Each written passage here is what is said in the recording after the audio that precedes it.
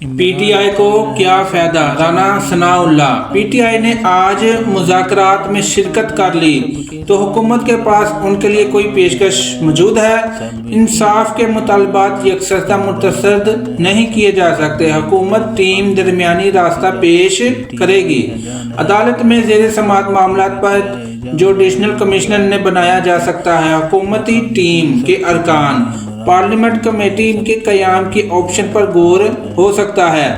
P T I نے 26 نومبر کو غلطی کی، نافرمانی کی کال اور جارحانہ نوٹس جاری کیے۔ مذاکرات چھوڑنے سے پی ٹی آئی کو کیا فائدہ؟ اگر جانب سے منسوخ کیے گئے اسلام آباد میں تحریک انصاف کی ٹیم نے عمران خان کی جانب سے منسوخ کیے گئے منگل کو ہونے والے مذاکرات میں شرکت کی تو پی ٹی آئی کی مطالبات کو یکسر مسترد نہیں کریں گے۔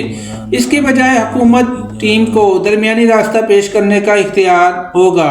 حکومتی مذاکرات ٹیم کے 3 مکان رانا ثناء اللہ، عرفان صدیقی، اعجاز الحق سے بات کی۔ سبھی نے کم سے کم اس وعدے کا اشارہ کیا کہ حکومت کے پاس پی ٹی آئی کو دینے کے لیے کچھ ہے اور ایسا کچھ نہیں کہ حکومت پی ٹی آئی کے مطالبات کو مسترد کر سکے۔ پی ٹی آئی نے 9 مئی 26 نومبر کے واقعات کی تحقیقات کے لیے عدالتی کمیشن کی تشکیل کا مطالبہ کیا تھا۔ اس کے علاوہ وفاقی اور صوبائی حکومتوں سے کہا تھا کہ 9 مئی 2023 یا 24 نومبر 27 نومبر 2024 کو ہونے والے کسی بھی واقعے حوالے سے مزید ایف آئی آر کی کسی اور سیاسی واقعے کے حوالے سے تمام سیاسی قیدیوں کی ضمانت یا سزا متعین کرنے کے احکامات نہ روکے جائیں گے۔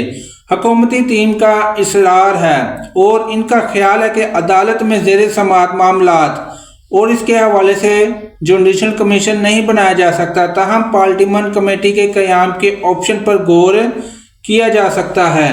فرقی حکومت فریقین کو سنے بغیر مذاکرات ختم کر کے 26 نومبر کی غلطی تھی۔ انہوں نے کہا کہ پی ٹی آئی کے سول نافرمانی کی کال جاری ہے، جارحانہ نوٹس سے بھی نہیں، جبکہ حکومت نے بھی پی ٹی آئی کو اتحاد سے نہیں روکا۔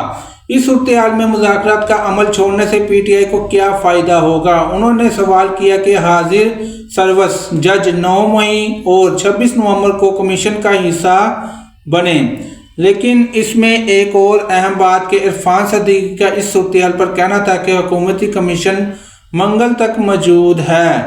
دونوں فریقین کی ملاقات پہلے سے طے ہے، اگرچہ انہوں نے یہ نہیں بتایا کہ تحریک انصاف کے مطالبے پر حکومت کی جانب سے کیا رد عمل دیا جائے گا، لیکن انہوں نے انکشاف کیا ہے کہ حکومت پی ٹی آئی کو یہ بتانا ضروری ہے کہ کوئی درمیانی راستہ پیش کرے گی۔ انہوں نے کہا کہ ہم کے مطالبات یکسر مسترد کیے جائیں۔ حکومت ٹیم کی بات سن کر حالات بہتر ہوتے۔ انہوں نے کہا کہ حکومتی ٹیم اور اسحاق حق نے افسوس کا اظہار کرتے ہوئے کہا کہ پی ٹی آئی نے حکومت کے جواب کا انتظار کیے بغیر مذاکراتی عمل ختم کر دیا۔ انہوں نے جوڈیشل کمیشن کی بجائے پارلیمانٹری کمیٹی قائم کرنے کے آپشن کے بارے میں بھی بات کی۔ انہوں نے کہا کہ جوڈیشل کمیشن ایسے معاملات پر تشکیل نہیں دیے جا سکتے جو عدالت میں زیر سماعت ہوں۔ تو یہ تھی آج کی خبر کہ پی ٹی آئی کی جماعت ہے جو وہ مذاکرات کر رہی ہے یا نہیں کر رہی۔ تو آپ اس بارے میں کیا رائے رکھتے ہیں ضرور کامنٹ میں بتائیے گا۔ آج کی ویڈیو میں اتنا ہی، اللہ حافظ۔